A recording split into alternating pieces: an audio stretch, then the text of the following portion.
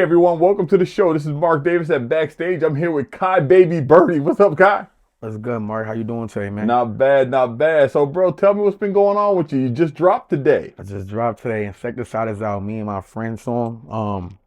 It's different. It's gonna have a lot of different energy and like influences on it. Check that out. It's out on every platform. I distribute on United Masters, so you can get it on Apple, Spotify, a lot of different places. Yeah. Uh, where did this what's the what where did this song come from? Where is this where was this birthed at? It sounds kind of hard, kind of edgy.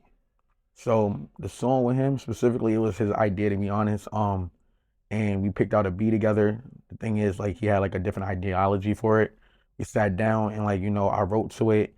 And I told him like, yeah, nah, I'm gonna have a lot of energy on this because our chemistry and who we are as friends, it brought a Hmm. lot of you know, real energy to it. So how I wrote to it, I just like had a different type of feel for it. And I ran with it and loved it Okay. for And that's out on all platforms today on Spotify, Apple, Google Music, YouTube Music, I guess it's called. yeah, it'll be everywhere. Okay. Yeah. So Kai, tell me about your origin. Tell me about how you got started. Well, tell me about you growing up. All right, so I grew up by old school parents. I have an old soul, but I do come from this generation still. So my father, he passed away 2 years ago. He's 81. My mom I'm is sorry to hear 62 that. years old. They're old school. They take things serious. It's tough love. I was raised to be disciplined and respectful and not talk back. That created a lot of my sense of like confidence and just how I carry myself. Like I don't take mess. I take everything serious. All right. Wear a chip on my shoulder. Where are you from? I'm originally from Brooklyn, New York. I was born and raised from Brooklyn Hospital. And I was born in Brooklyn, Fort Greene, New York. I moved up to Albany at the age of 15 and went to Albany High School. I transferred after a sophomore. I went to Willie Meade Grady High School in Coney Island, Brooklyn, New York. Okay. Transferred to Albany High School. So tell me about growing up in Brooklyn. What was that like for you? I feel like it's kind of similar to like a lot of different areas, but I do still see my own growth from where I was when I was younger. I grew up around a lot of kids that was misunderstood. They just looking for love in the wrong places, or they was looking for love in general. And some of them was just kids trying to grow up and find their way and just get along. So, what's seen as bad really is just like them trying to find their way, trying to get to know one another Hmm. and get to know who they are as a person. So I grew up like getting in a lot of trouble. I had a lot of fun. I was in after school programs. I stayed out of trouble too, but sometimes I was just getting fist fights with kids in the area, or Hmm. I just find So myself in basic trouble in kid school. shit. Yeah, yeah. Okay. Now, I know that, coming up when you were coming up, in Brooklyn, there's certainly opportunities into some real bad stuff. Mhm. How did you navigate that? So like in a sense, I was protected by a lot of people that hung out with my brother, and people respected my mother. She was a community activist, paralegal, and a Okay. social worker for 38 years.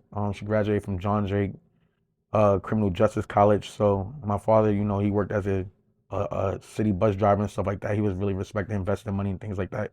Me and my brother, we just grew up in the neighborhood and we found different people that we was close to and felt like loyalty was everything. So as I got older, I just found myself doing certain things that necessarily I didn't need to do. Not that I was a follower, I was more of a leader. Hmm. But, I just felt like I was protecting other people or just, being strong and being my own. Right. So what you're saying is that the neighborhood basically looked out for you. Yes. Even though it was a tough neighborhood, it kind of looked out for you. Yeah, I had my days where I had to get into it with people, but I Yeah, was you mostly had love, it's almost like that big brother mentality. definitely. It's like look, you gonna fight, you gonna do the things you do, but we ain't gonna let you do none of this shit. We ain't gonna let you Exactly. get into this real heavy shit. Exactly. So that I understand that. And how was high school like there? High school, because of like all the trouble I constantly was in when I was younger, just fighting and doing dumb stuff. I got through school and kept my education. I was in special education, Hmm. honestly, because the whole idea, like when I was born, my mom, I'm a miracle baby. I was honestly, she had me while she was on birth control, Hmm. so I couldn't really lift my head. I had to be resuscitated. Basically, I had to go to therapy as I was getting older. I had different things like speech impediments, lisp that I had to grow out of, things like that. So that's where my troubles came from. When I went to high school, I had a great community support system at Grady in Brooklyn. So people always looked after me. I was in culinary arts. As a freshman, I had straight A's. I was in the National Honor Society as an honorary Okay. member. I went through the whole inducted ceremony. I had a sash given to me, and I was doing well on the football team. Like I was looking to excel at football, and I had Right. to just transfer as a sophomore. So that just like restarted everything, and I had to adjust. And I heard, from what I understand, it was a pretty damn good football team. Very. They lost only one game when I was there. Like literally, they had like a lot of different playoff runs and stuff like that. The year that Really? I left, when I left, they went to a bowl game and they lost by 2 points by the same team they beat earlier that year. Wow. So they were one of the top football teams in the city. Definitely. Okay. And playing football, how has that helped in your maturity and growing up? Because I know, for me, having played basketball and football and sports my whole life, I know that was a very important part of my maturity. Definitely. It really built a lot of confidence and character as well as, leadership and just learning how to deal with different situations and adapt and adjust. So it changed my character and helped me become a better person and just learn and grow. Okay. And so you're in New York City until you're 15? Yes. 15. You moved to Albany, New York. Albany. And I imagine you go right to Albany High. Albany High, yes. How was that for you? Albany High, it was, you know, it's what you make of it. It's like as long as you want to be successful, then you'll be successful. Like nobody can make you be successful. The school is not a bad school. I'm not gonna put it down. I love the school. It was still the experience that I had. However, um, the community wasn't as great as it once was with my former high school. And like I just felt like, they didn't really seek you out. Like you had to seek out certain people to want to be in your corner. And I had people like that, but it wasn't just a joint camaraderie. Like you had to like really want to do well. You had to Right. keep like fighting for that and be hungry for it. But it felt good. I kept with the same programs. I did colony yards. I became a varsity football captain as a sophomore. They didn't really Wow. know me. I really wanted to play. Well, not varsity. I was a junior varsity captain. Okay. They didn't know me well. I told them I was going to varsity for my old high school. My school was great. I had played with people that played in college, and I played Power One with them. So, Right.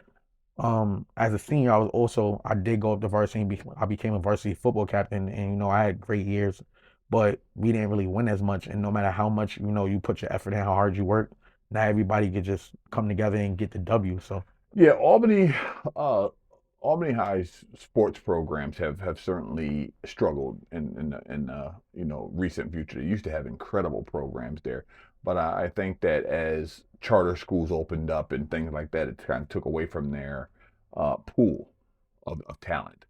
I feel like it So was the confidence also because the coaches literally they cared about us. They treated us like we were their own children. hmm It was just the idea and like the belief that we couldn't be successful was what plagued everything because there was a lot of great athletes. There was athletes that didn't really know what they was doing when they was coming up and they was learning just to play football at that age, which was kind of like all for them to be playing varsity. But there was a lot of good like athletes as well. But it was just the frustration and just the plague of already believing that we can't do. right. So uh, what was that transition like from Brooklyn to Albany? Because I know that can be a tough transition. The streets in Brooklyn are tough. Streets in Albany are tough, but it's a different type of toughness. What was that like for you? I honestly see myself as an extraterrestrial now. I make that joke a lot because like I don't really feel like I belong to Brooklyn anymore. I don't feel like I belong here. I feel like everywhere is similar, but yes, it is tougher in Brooklyn. Like people have to still respect that. You go like, but there's people that could come up here and get ran off, beat up. They can't really take care of themselves. And Yeah. there's people down there that can, certainly get beat up, hurt, stuff like that. And even if they go down there, it's back and forth. It depends Yeah, on it's who just you are as a it's person. who you are. Yeah, You gonna make it or break. You gonna make it or you ain't gonna make it based on who you are, not where you at. yeah. And that's always been I feel like it's smoother up here though. Like honestly, I'm not gonna lie. I feel like, even though I've been in real situations up here, I've been in like real fist fights, people don't pull weapons out on me and things hmm like that, even when I didn't have weapons. So I just feel like people out here is like make trying to become or make the atmosphere more respectable in their own hometown because they feel like everybody else gets a lot more respect for like the negative things. absolutely, absolutely, absolutely. So, you come from a family of what? Just you and your brother, or is it more? Sheesh. I mean, I really claim my older brother, free him, free Fetty. I got brothers and sisters I really don't claim. I try to like my sister, but like on my father's side, it's just we never really got along well. They wanted to get to know me, but they didn't want to respect my mother. And that Okay. really, they have their own ideology and we have our own belief, but there's the truth in between. And my truth is a little bit more leaning towards that. So, Okay. So you really just close with your one brother? yes, Okay. And he's locked up. yes. Where's he at? He's in Altona right now. Okay. Yeah. Okay. Now, growing up with your brother, he moved up here with you? Nah, he never did. His Okay. pride is all Brooklyn. Okay. So Yeah. he was left down in Brooklyn. So you basically moved up here on your own. I came up here with my mother originally. Yeah, Well, on your with no siblings. definitely, definitely. How was that? It hurt because it's like a division. Like you know how like Scene and Drez was. You Yeah, know the Johnson brothers, yeah, Sweet, yep. Carl. That's how me and him was. Like to like a T, but we still see each other. We try to communicate with one another. We, still offer advice. We around one another. We uplift one another. So, I call him big brother. Sometimes he call me big brother. I have to correct him because he knows like he's the big brother. He told me a lot. Even though he think that he, not showing me the right way, he's showing me the right way in different ways still. Right, right. So, where did your artistry come in? When did you start realizing that you were musically inclined? My brother, once again, is the biggest influence. Like he was doing music. He almost got signed by Atlantic Records before with other people that I call cousins that's like family to me. He's really great with his lyricism. He's very, vocal. He has it in him. He has like 20 different flows. And then, just from just growing up and watching and learning just fashion, different artists, underground Hmm. or mainstream, it helped me tie into who I am. Like I took a lot of different influences and pulled it all together for me. Like my artist name, my stage name literally is Baby and Playboy Cardi mixed. Or Okay, Kaibabii Birdie. Like a lot of people don't know that until like once they hear it, they like, oh, we see where it comes from. okay. And who are some of your musical influences, though? Who are some of those people who, and what sound were you listening to when you were coming up? So I'm very complex. Like I love soft rock, like 80s rock. I love alternative, independent, or you would say indies. I love R&B, hip hop too, but my brother's an influence. Early Kanye West, Playboy Cardi, Baby. You got people like Tupac, DMX, Biggie Smalls, Hmm. Nas, Styles P. I could just keep Styles P, naming that's my a lot of man. industry people that's current and in the past. So Okay, so your sound though, your sound is a little bit different. Your sound is a little, um, I like to say, rockish, like a hard metal. That's what your sound is like to me. Is that correct? it's interpretation of mine. I Yeah. believe I believe you right. I like I don't know. It's because I listen to things like Extension, Trippie Redd. I love Fleetwood Mac. Like Fleetwood Okay. Mac, I just the different sounds. Like not that I'm trying to mimic each specific artist, Right. but like I just feel like this is my energy. Because really, when I make music, I'm relating to myself. I don't make anything that's not who I am. Like even the things I say that might sound wrong or off, Hmm. I really did experience certain things. Like everything I could possibly say, I have like actually like witnessed it, observed it, or I've been involved in it. Like, not that I'm trying to incriminate myself. I don't do anything wrong. Right. I don't have a record, but you know, You've been around it. yeah, Yeah. definitely. Okay, I get it. I get. Yeah. Well, you don't come up in Brooklyn and in Albany and not have been around it. You just it's just the way it is. You got to be around Yeah. it. My brother told me early on, like when you're in the booth, be yourself. You gotta let it out. Like don't, because if you're not rapping the way you believe yourself, nobody else is gonna believe you. So I just put my energy and my feelings into it when I'm rapping. Even if I wrote something like when I'm rapping, I pick a certain beat that's like, it just makes me feel like, oh, now I'm gonna be vibing to this because I'm lit. I'm outside. I'm turning up. I'm having fun Hmm. right now. And you gonna hear me scream, yell, or I'm gonna just vibe on the beat because like it's just who I am. Like Okay. Okay. So what's your take on the 518 rap scene at this point, or music scene, I should say, because it's all jumbled into one. I feel like they eager and hungry. There's a lot of talented artists. A lot of people gotta understand to stay humble and stop over, saturating music sometimes. Like I feel like they're trying to grow too quick and it's not really it's like you gotta still make connections and network. It's not me being negative, it's just what as everybody is entitled to opinion. I'm not, talking about nobody specific. In general, I just feel like a lot of people are, trying to stamp themselves as the face, and everybody just should be working to help each other grow. And that's not hating. That's just because even with me, like I help everybody I go. Sometimes it's hard to help everybody, but if we all gonna grow and you want the city itself to grow, Hmm. it shouldn't just be like, nah, I'm the face of it. And like, it's just a lot of different, it's like a lot of reality TV stuff going on. It's not really reality shows. It's nobody with cameras on. Right, reality TV without a reality TV budget. Yeah, So people acting like fools and they ain't getting paid to act like fools. exactly. And I've been seeing that lately, and I've been seeing a lot of that lately, and it's A unfortunate. lot of fabrication. Yeah, it's a lot of it. Um, I always say that people have their own stories, and from their perspective, they're probably 100% right. From the other perspective, they're probably 100% right. The truth is somewhere in the middle. Okay, you know, and that's why I choose not to take sides, because when you take sides, all you do is add energy to already fucked up situation. Never. I be having to catch myself. My brother tell me all the time still, like, yo, nah, that's not to be honest, not to curse on your platform, but that's a bitch thing to do. Like, Right. you fuck with somebody, but then you turn around like you speaking behind their back. Even if like they did something like that, that leave it to other people to do that. Because that's even with rich people, they go through that. Like somebody gonna always have something negative to say about them, but they the ones that's getting to the bag. Like so, it's like that's not your place to do it. Because somebody always gonna say somebody doing something wrong. When they do it with me, I'm always doing something wrong when I'm Yeah. trying to do all the right It's a things. matter of perception. It Hmm. is. It's a matter of perception. In your eyes, I'm doing something wrong. Okay, that's fine. But it's like, you know, like you termed it correctly. It's a reality TV show.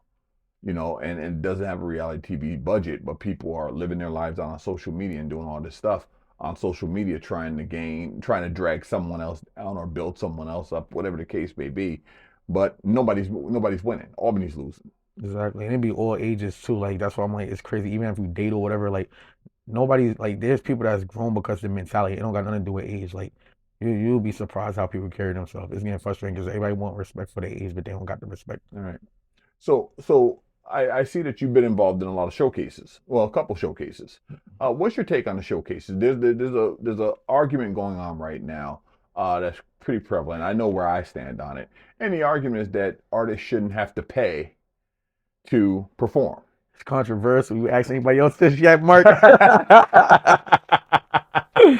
Yo, It is a nah, controversial subject, but you know yeah, what though? We need to talk about it you're right, because I don't shy away from anything. indefinitely. And I have my perception, and I don't mind saying it. And in fact, if you want me to say mine first, I'll say my perception of it first. I honestly believe that artists should have to Hmm. have some skin in the game. I agree. Promoters can't have all the skin in the game. I got you. Okay, Yeah, so if I'm asking you to come perform, if you're coming to perform for me, and you have no skin in the game, definitely. what's to stop you from putting on a half-ass show? What's to stop you from just not showing up? And so everybody has to have some skin in the game. We're not working with huge budgets here. Hmm. Somebody's putting on a show. They paid out some money to get hall, to get whatever. They paid out some Exactly. money for it to get there. Yeah. Why should they? I've been behind scenes helping set up and do different things at different points in time. So like I get that. I do. Yeah. People don't help them like, and they still got that great energy that they bring. So they should be appreciative. Don't try to turn after you already used the opportunity and the platform to your benefit.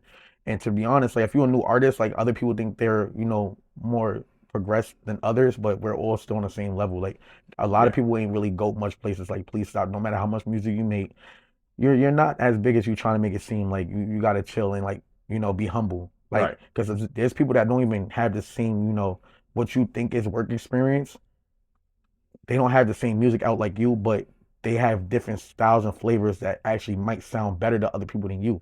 Like you sound one dimensional. Other people got different different energy and just something else that they bring to the table that you can't even physically do. So Right. I appreciate everything that's going on. That's why it showcase different artists, different styles, different genres. And with that being said, also you should be paying because it brings more professionalism.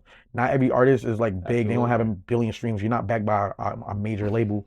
So why do you think you're gonna get money or go in there for free? Nobody even knows you for you to go in. Even if you think people know you, you're bringing your group of friends who's blowing you up. You got to ask everybody to jump around just to make you look good. Right. I'd rather somebody see me and naturally want to do it on their own. Even if it seems like it's not timed correctly, different people at different times. Right.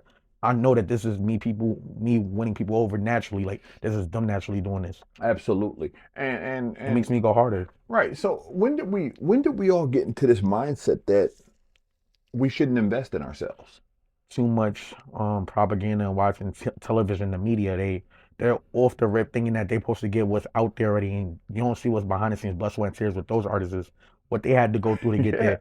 Like you're not nothing like them yet. Like you didn't go through the tropes they had to do to try to get to where they had to or build the connections. Because money is not everything, but it's about who you know, how you know them, and it's not why you just know them. It's how you carry yourself and conduct yourself with your character. So make that person believe in you and want to give you the opportunity.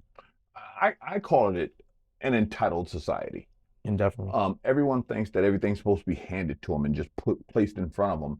And if it's not placed in front of them, then they have a problem. Then there's something wrong. And not to say, again, I'm not in the music industry of things, but I also know that, working with models, they have to invest in themselves. Photographers, they have to invest in themselves. It's like building a job or a business of yourself. Like, I right, don't you know. have to invest. You came in here today, lights everywhere, cameras everywhere, thousands of dollars of equipment. That was an investment on my part. Exactly. I had to invest in myself. So I don't know where people think that. I don't know why, and I Like want trying, I the feel reason like why. it's the image because what our generation is so busy trying to be like, oh, I'm gangster, or I'm cool, or everybody love me. I don't gotta do nothing, sit around and just be turned up. No, honestly, Right, bro, most people should have a job. Like, be grown, grow up. be Like, grown. stop fabricating who you is. Be yourself. Stop trying to fabricate an image. If this not who you is, you can't buy certain things or do certain things. Stop trying so hard to fit in. You want to act like you can't have a job. If you buying all these things for yourself, that's because you work for it. Like, you shouldn't be mad about what the next person is doing. Absolutely. And again, though, that's just one of those things where we do have to invest in ourselves. There's no way around it. Mhm. Nobody's going to give you anything. No one's going to place a billion streams in front of you. Exactly. You're going to start just like everybody else started with 100 streams, Exactly. 500 streams. You're going to build it just like everybody else. And to your question, though, you asked me a question. Why did I ask anybody else this? And no, but the reason why I'm asking you this is because I plan on asking everybody that because I'm waiting for someone to articulate to me why I'm wrong, why Nah, artists you're shouldn't not have to. wrong. There's no way to articulate that. If anything, I'm articulating you're correct. Like, if I'm gonna be the first person, and I'm not as known as an artist as other people, but I was known as a varsity football captain. Hmm. I'm very popular. I used to throw parties. I was a college dropout. I went to Hudson Valley. I should have went to Castleton. I was recruited to go there. Okay, $5,000 scholarship. Like, everybody knew me for different things. Like, people right. know me from who I dated. People know me from being fly. People know me for the cars I've had. I had three different cars. People know me for having my own place, how I cook. People just know me from around the way, having a great smile, having my kids with me all the time. Like, but then there's other people that's constantly trying to drag down my character. So with that being said, you should be investing in yourself because at the end of the day, how you gonna get anywhere or grow? Just like and I haven't even done it yet, but you're supposed to be putting money on to promoting your own music. Like, you Yeah. should be like placing those ads out there and stuff like that and doing different things. Like, you're not gonna grow without investing in yourself. If you can't afford to do it, stop acting like this is who you are. Well, what happens is that somehow people have got it in their mind, and I think it's from watching TV and watching social media, that you can build this career without working a job, a 9 to 5, working your ass off, and my job that I worked for years, I'm retired from it now, but Yeah.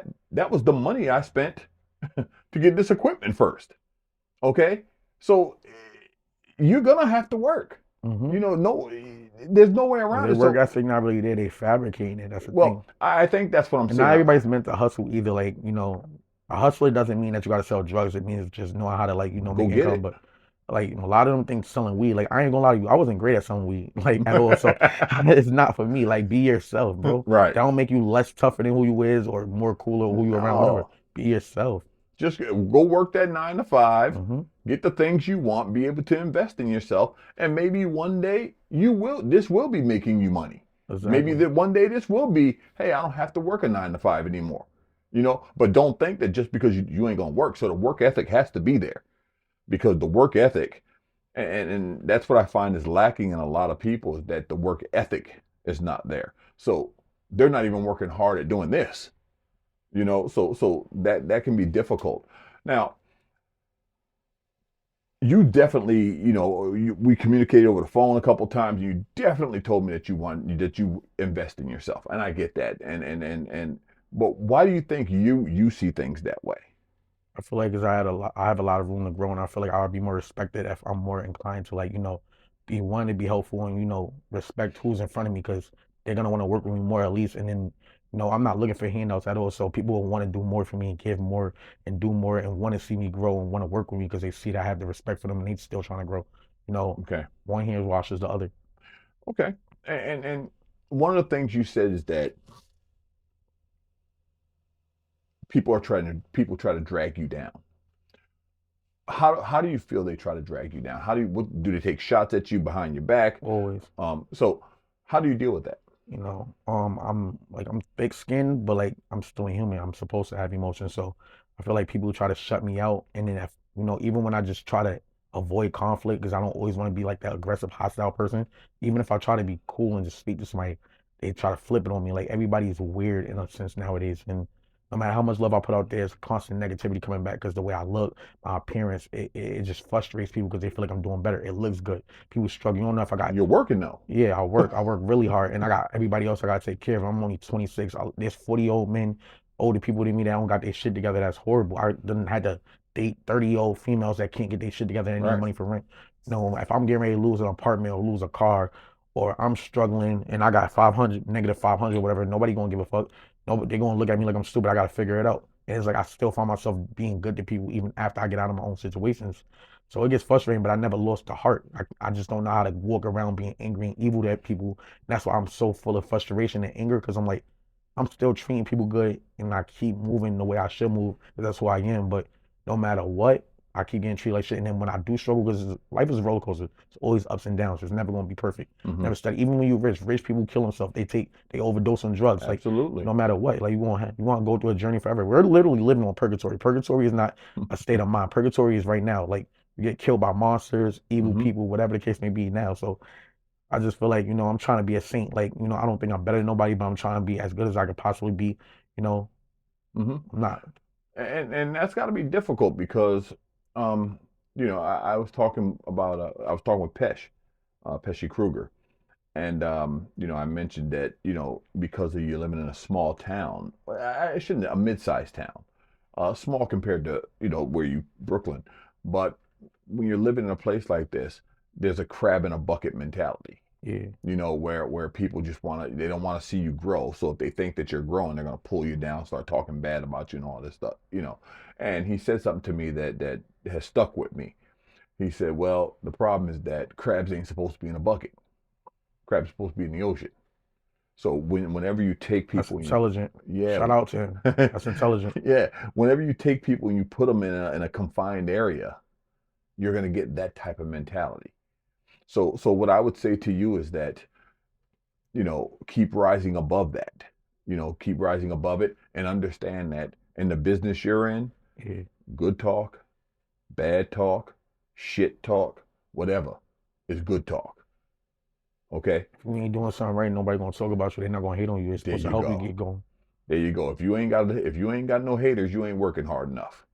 And your goal should be to get 10,000 more haters. No, I appreciate that. I just want people to know on record that I'm not somebody that looks to try to make other people feel lower than me or underneath my feet. That's Hmm. why I be feeling some type of way, but I don't know. Like I gotta just do what I gotta do, like you said. Yeah. It's easy for people to look that way sometimes because, like you said, you're busting your ass. You're working. Hmm. You're working every day. You know, so they don't see people see the outcome. They don't see the work. So they don't see you getting up at 7 o'clock in the morning, going to work, busting your ass working overtime. They don't see that. They just see the outcome. They see the cars. They see the clothes. They see, those are the things they see. So it's easy to get jealous when you don't see the back end of what's happening. So just take that in stride. I mean, you do. You just have to take it in stride and just understand that. Let them talk. Talk is good talk. I love it. Keep Nah, talking. definitely, I appreciate that. That's a fact. So, what has been your um, the Albany showcases? Have you done any showcases outside of Albany yet? I haven't. Okay, so the Albany showcases. What has been your overall feeling about them? I love them. It feels surreal. I'm not gonna lie. Like the first showcase I did was a lot of more. It was What a was lot that? more people than that. It was what Reese, MBB World, Okay, MBB World. where was that at? Where was that at? We had Which it at one was that? 908 River Street, Troy, Okay, at the Insta Bowl, hookah and food lounge, the Mediterranean restaurant. okay, yep. Yeah, And how was that? it was cool. It was a lot of camaraderie. All the artists that was there, we really got to know each other and locked in with one another. Built a rapport. Even with the actual restaurant, we got to meet the owners. It was a lot of Oh like, wow. just a lot of networking going on. So if I'm hearing you right, what you're saying is that the showcases are doing just what they're supposed to be doing. Exactly. It should be no reason to have any type of negativity towards the host, regardless if you have a past with them, you work with them, Yeah. or you don't work with them no more. You still have memories with them. You had great times with them. Y'all Right. know whatever the situation is, it could be buried. Like you let go of things every day with other situations. Why keep We all harping on do. one thing with one person? Like you got way more problems to worry about. Right. That's not me taking a side, and that's not me, not trying to be controversial, but like I just feel like people is holding on to certain things because they just want to with that specific person. It could have Mm. been buried with anybody else. Sometimes people, And that's how I feel with what people do with me, because if that's going on with that person, I actually right. had conversations with different people and stuff like that. Hmm. And we kind of go, like, they literally said, yeah, we're going to do the same exact thing, bro. And I appreciate you for real. And that's behind scenes. It's not me looking for publicity or trying to be Right. cool or look like I'm fitting in. None of that. It's just people can't let things go with you because they just want to hate you for who you are, no matter how much, because they really admire you. So no matter how much they hate you, it's really because they look up to you and they just don't know how to say it. Right. Even if they got their own motion, their own stardom, they just can't stand that you still doing what you're doing. You just do it Right. a certain way that they wish they could do certain things. I didn't overheard people that's supposed to be doing more than me say, "How do you get that sound to sound like that, like your tag, or how you say Kaibabii?" Like like people like what I do. They just not everybody wants to come out and say it because they afraid that I'ma like blow up a certain way, and they're still trying to fight. We're all in competition for whatever reason instead of working Now, together. do you find the showcase breaks that down though a little bit, It, where you guys are in the same room, you're working the same crowd, you're talking with each other afterwards, you're giving ups to the guy that just performed because he killed it. Do Mhm. you find that kind of works through that a little bit? I feel like it definitely sets what each artist is at the point in their career or who they are as an artist, like Hmm. their character and what they're doing. Because my first showcase, I was not prepared. Got there late. I was dealing with too many people around me. The Really? entourage was all over the place. It seemed like rock starish. It could have looked good for a vlog, but everything was out of place. I was trying to drink. I was trying to have fun. I was not where I needed to be. Everything I ended up going later. And it wasn't because nobody else fault but mine. I had to lock in and like focus. And if people wasn't ready or prepared, I had to leave them behind. I didn't have a performance mix. I did every song. I had dead time. It was lit. I was violent. I was having fun. Like we was definitely enjoying it, but nobody really knew me as an artist yet. So people were supportive, but it was like they was confused on what was going Right. on. What was going on? Second performance mix. Even the people that didn't know me, certain people knew me already, certain girls, everybody that was around, they was like messing with it. Like everything was in sync. I made the best of my 10 minutes. It went all the way up to like 9 minutes and 37 seconds. I had time to speak, throw a shirt at the crowd. Literally didn't mean to smack a girl in the face with the shirt, but she caught it. Her boyfriend was right there. He was cool with it. I didn't get to take a picture with her, but Right. somebody's walking around with one of my shirts right now. And at the end of the day, like I performed really well. I was prepared. I got to practice a little bit, and I sound amazing. Like the photographer loved me. A million shots was looking at me. The Okay. photos came out amazing. Everything was going well. Like honestly, I look way more advanced than I was the very first time. Like I got a lot of room to grow, but I think looking back at it, there's something that it brought more confidence to me. I really could do this. I'm Right. actually talking about doing a show in Brooklyn, right in my hometown, like the area, like the streets that I used to hang out with my Hmm. family, my brother and them. An old friend of ours just opened up after hours, and he literally knows me, and we go way back. Like he don't watch me run around diapers. He's looking to try to bring me in to do a show at some Okay. point and for everybody to do a showcase down there. I brought it to his attention and something he's working on now. So to be able to perform at like my old area, like I call it A block, but it's a bunch of kids that grow up around one another, trying to be friends and uplift one another and help each other grow. Sometimes they, Hmm. did things that was questionable, misunderstanding Of course. to try to grow and like make money, but like at the same time, they all just kids that grew up together that wanted to protect one another and help each other. Okay. So you did a showcase. You didn't feel it went off as well your first one because you weren't prepared. What changed from the first one to the second one? I took advice from some OGs. Even when we bump Uh, heads and like we fell out, we end up reconnecting right afterwards. Like he helped me out, he helped me come up with a performance mix, where instead of having dead time, my performance went straight through each song. It had different like transitions and just hyped it up so more. you had a choreographed 10 minutes basically. Yeah, helped the DJ out, make him look better and stuff like that. No, the DJ was great. Shout out to T Swag, he was great regardless. Like, shout out to Reese. Shout out to Sleepy, aka Porter Rock. He the one that did my performance mix. Um, And on top of that, I just got there on time. I actually helped Reese set up the last performance, not the one that he just did, but the one before that, part seven. Set Okay. up the last performance, like we was running around the what's it, U-Haul, set up the stage, did a whole bunch of stuff, just building more rapport with the other artists like Road Runner that was Okay. there, Math, MAF. Michelangelo, Forbes, Yeah. just talking, connecting, just gaining experience and learning and just growing, having conversations to help just build more rapport and just, find more opportunity down the road. Okay. So from what I'm hearing from you, and it's not far off from what I've heard from other artists, is that these showcases are doing just what they're supposed to do. You're building a community. I had a lot of feedback from the MBB baddies, different like gentlemen that was there, women that was there. Everybody was loving it. I had videos from each angle behind me, front, sideways. Everybody was messing with me. Like I had a lot of support. People was coming up to me afterwards saying I did well. Okay. Now, I haven't been to one yet. I've been invited, but I haven't gone out to them yet. Are they as wild as they look? They definitely are. It's a lot of like creativity that goes into like the production also with the videography and stuff like that. But they definitely are, and everybody's like just hyperactive, trying to build one another up, supportive, and it really feels like that's a Rolling Loud almost, honestly. Like, I honestly never went to Rolling Loud myself, but from what I know, like on that stage, that's as big as it's been so far for me, that's what it should feel like. It shouldn't feel like it was, not where it should have been Right. like, and it has no energy and no, style and swag to it. Right. Now, do you have any features coming up? Any other projects you got working on that you're working on? I have TikTok for them bands out right now on all platforms. I have Insecticides that just dropped today with my friend, and he's under Dreadlocksinator. Okay. He's gonna be doing more music with me and by himself as well. My birthday is July 26th. I'm planning on dropping a song that I did 4 years ago named Perseus. That literally explains my alter ego and everything that makes me who I am to this date. Okay. Perseus is baby Perseus, aka Kaibabii Birdie. That's exactly who I am. So when you hear Perseus, you're gonna know this is exactly who I am and what I stand for. Okay. So that Okay. that will be coming out July July 26th. July 26th. Okay.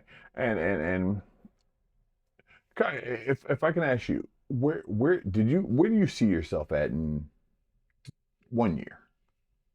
Like in life or just like musically. Musically in one year. Humbly speaking, way more connections and just growing.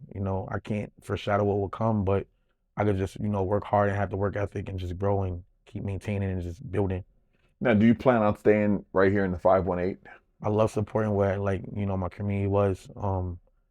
I feel like I want to grow and do other things. Mm-hmm. And when the time comes, I'm gonna utilize the opportunity and appreciate the opportunity in front of me. Mm-hmm. So Now, this world that you live in, this music world, this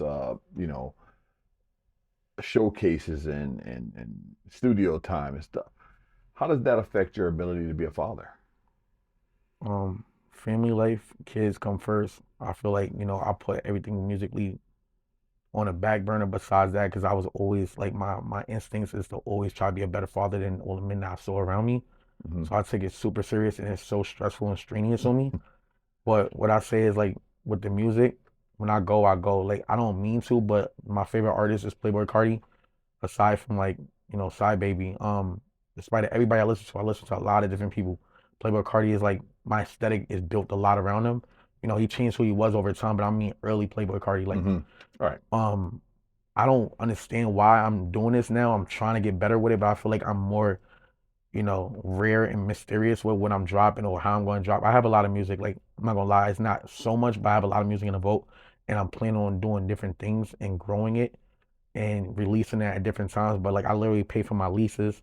I really go to the studio. I take it serious. I pay. I try to pay for beats. I try to do different things. So I feel like when I drop is because it's really an emotional thing, and like I feel Hmm. like at that moment, this is prepared for this to happen. And like Joe Castaway, like my engineer, my friend, as well as Mikey Swervo, his brother, um, his mom even said I'm different, like, and not even in a weird way. Like you definitely you don't gotta edit that out. Like we really cool. Like she done heard me screaming in the studio before. This is like a home studio, and like they appreciate what I do. They feel like I'm trying to create art, where like not that it always has to be chopped and screwed, but sometimes it has to be chopped and screwed, like different things going on. Hmm. Because they see that I'm really trying to create something that's art, Absolutely. like really important. Okay. Now, when you and I talked earlier, we got into a philosophical discussion about um, how you feel men are being treated today. Definitely. Explain that to me. Explain that to the audience. So I see myself as like a chip on my shoulder, heart on my sleeve. I'm very emotional. Um, And then there's times where like I shut out and get really mute and quiet, and people are afraid, like they're terrified. Like I could become a really scary person, but people also get see the side of me just talkative, loving, social, Hmm. happy-go-lucky. A lot of people drain a lot of my energy and like hurt a lot of me. I have a lot of battle scars emotionally and mentally at this point, but I still try to walk the right path. Men today are not appreciated whatsoever. Like, and it's not me being sexist, but I feel like no matter how good we do, how much we put the effort in, we could be buying a woman a TV, we could be taking care of our kids, we could be trying to buy pampers when we can, we could be having our own struggles, and they be having all the support in the world by everybody else around them. And it's always take, drain him. Why they getting supported? That man don't have no real support. Even if somebody say they care about him, it's flip floppy. The camaraderie, the community that you have, is inconsistent. You know, one minute they getting bashed, treated, Hmm. put down, derailed, or they not, they on their own, and the next minute that person come back and say they love them. Is always an in and out thing factor. But a woman always has somebody they can go to, or it's somebody that's always waiting to care for them, or they always got that support system. And that's not Right. what everybody is. Different experiences for different people. But I just feel like, a man, no matter how much effort, and not even just effort, he's doing what's right. People can see that, but no matter what, he's gonna still have all this propaganda, these negative, fabricated lies, like constant defamation of character, like Yeah, bashing just that's tearing not, you down. and it's not, it's even far from the truth at times. Like, it's not the truth. It's just, it could go on for hours and everybody supporting the negativity rather than appreciating that person for the positive. I see. Well, I do agree with part of what you said. I think about how different Mother's Day is and how different Father's Day is. A lot of times on Mother's Day, you see people on, it's all about the mothers, no matter what type of mother they were. Everybody just still shouting out the mothers on Mother's Day. But on Father's Day, it's only the people that were good fathers, Or they or just getting bashed, period. Like, yeah, or they're getting bashed. Period. So I which is do awful to understand. do on that day. I do understand what you're saying. I just have a different take on it. I think it has a lot has to do with um, the new male, the new man. The new man is he doesn't have the big shoulders that men had years ago. Okay, men years ago never got thanked for what they did. They never got acknowledgement for what they did. They didn't care about acknowledgement. They didn't care about any of it. They just did it because it's what they were supposed to do. Um, and as society has changed, that has become increasingly difficult, and it's worn on men. So to the point now where they feel unappreciated, they feel stepped over, they feel stepped on. Society has definitely worked them over pretty good. Yeah. So I do understand. It's a different man. You talking to me from the generation I came from, it's hard for me to comprehend it because we just did. We didn't care. We knew we weren't going to get any acknowledgement. We knew it. We didn't care. It's like even still on Father's Day. This couple weeks ago was Father's Day, my birthday, and my anniversary all on the same day. Happy related birthday. Thank you. And you know all I wanted? To sit on the deck and cook dinner. Just relax. Just Peace. sit on the deck and cook dinner. That's all I wanted. I don't need any gifts. I don't need any acknowledgement. I don't need no phone calls. I don't need any of it.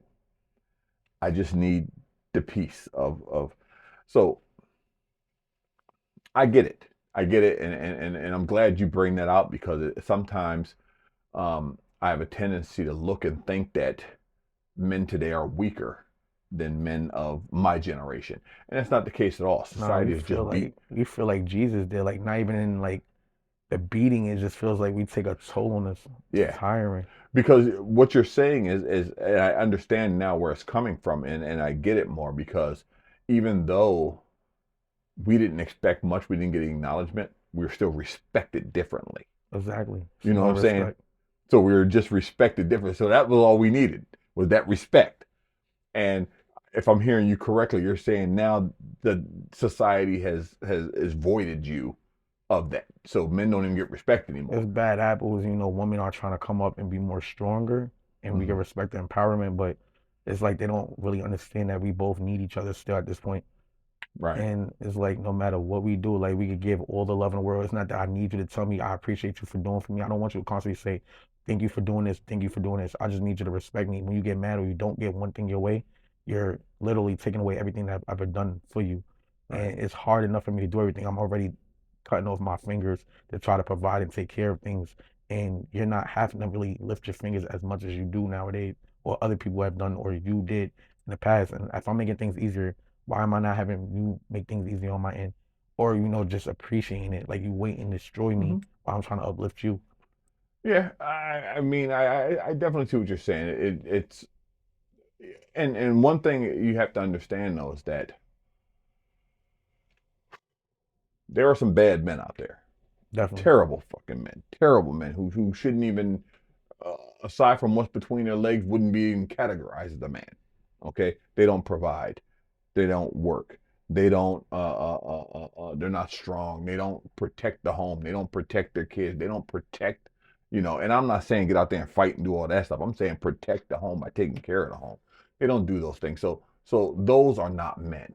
Okay, and I don't think those are the people that you're talking about. Nah. No, And I that's the think ones that you're. be getting away with more stuff. And that's why stuff people like me gotta get, you know, the brute of it. And it's annoying because like that's why I carry myself and feel the way I do. Because I've seen a lot of men who tried so hard that was seen as negative at different points in times, try so hard to keep everybody together and they are ran through the hole. Like that's what Mhm. probably caused them to have a natural death or whatever the case may be. Yeah, Like my own that's father, my own brother, like they're good men who right. gets not appreciated and seen as misunderstood, who already had so many battles in life that they're tired, they're fed up, and they not getting the respect that they deserve when everybody at one point respected them only when they kept doing for them. Right, when they were no longer able to do, now they're just discarded. Exactly. Yeah, I get that. I do get that, and I 'Cause I do was raised understand. by old school parents, and I think exactly how you do, Hmm. but it's just my idea is just like the frustration. Because everything you're saying, yeah, we're not supposed to complain.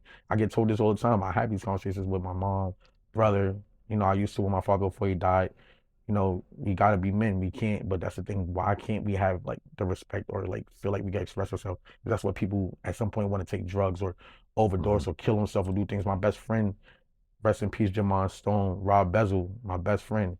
Allegedly he did do something to himself because the pressures of him getting ready to have a child. And, we did everything together and it hurts because he'd always call me. He was older than me. I looked up to him for certain things. He looked up to me for a lot of things. Okay. My thing is, you could have called me, but I already had a kid. No Right. matter of fact, I think I just had a second kid. So it's like, call me, man. Like we was just talking about me going to see him in North Carolina, finally doing music together. He did music before Yeah. me too. He was another influence, which killed me because I never got to make a song with him. And I'm like, why you never make music with me? We used to have our Right. times when we had got into debates. We was brothers. We done fought corner stores together, been jumped together, beat people up together, got arrested together, stupid stuff. Right. But we partied together, everything. So it hurts because like he a Oh prime yeah. example, my brother. I don't want to say his situation, but dealing with situation because he kept putting so much love into a situation where it wasn't seen as that until after the situation took the turn it did. Right. And then I also see my mother, she struggled and everything she went through. So I love her to death. I see, I'm a mother's boy. We bump heads, but I'm a mother's boy. So, I see both sides. It's just, as a man myself, I'm like, damn, I see the men what they go through. And not all of us are bad. I know there's bad ones, but like, we should get appreciated a little bit more somehow. I do think that what I think is that part of good men being appreciated are making sure they're dealing with good women. Okay, not every woman you're dealing with is a good woman. You're right. Okay, and don't think that a woman that's not a good woman is going to treat a good man like she's supposed to. It just doesn't work that way. Okay, so sometimes our choices that we're making ends up Our being why downfall. our perception is what it is. Yeah, We make some very poor choices. You know, um, I agree. yeah, I'm 56 years old. Okay, I've been married for 34 years. God is 30, good. right, 34 years. I have one son that's 26 years old. Okay, there's an order of how things are supposed to work. When we get out of order, things go crazy. Now, what you're talking about, things are not working right, and they're not working right because we haven't put things in order. There's a natural order to how things work. Okay, your son is born into a stable home. Mom, dad. He sees dad go to work every day, bring home the check, and take care of the home. He learns that's what he's supposed to do. He sees mom respect dad. So now he's not going to deal with a woman that's disrespectful. You know what I mean? So there's an order to things, and I think we've gotten away from that order. And that's Definitely. why we see things the way they are. Media. Yes, Media. yes, yes. We've Get fallen it from, sexy. yes, Yeah. Bow, bow, bow. Like, why all y'all want to be ratchet? Like, learn how to cook, learn how to yeah, clean. Maybe get a job. Y'all all don't have to work, but be a woman. Have some substance. right. So it's those things that we've gotten out of order on that has caused where we are today. So if I had a woman sitting here, she'd tell you that women aren't being respected. Yeah. Okay, Perception. it's their perception if the men are not, and it's the men they're dealing with. We respect you, man. I was raised to open doors, hold hands, cook, love, care. Some of us just get beat down so much we tired too. I'm sorry. It takes its We love toll. you, good woman. We trying to find the right woman. I like that. I For like real. that.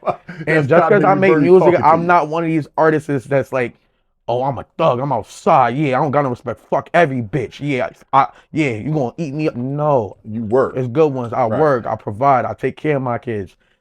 I do what I gotta do. I'm independent. I have everything I gotta have as a man should to do his own thing. You don't need me to come to your house and take care, like be taken care of. I could do both, or we could meet each other in the middle.